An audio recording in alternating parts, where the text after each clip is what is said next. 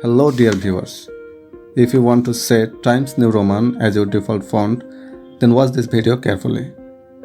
After opening a blank document, you have to press the right key of your mouse. Click on the font option. From this pop-up menu, you can choose your desired fonts, font size and font style.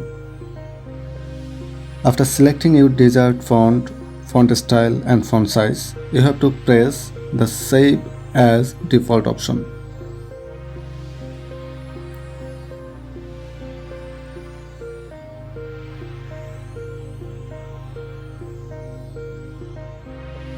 Now press the Save as Default option.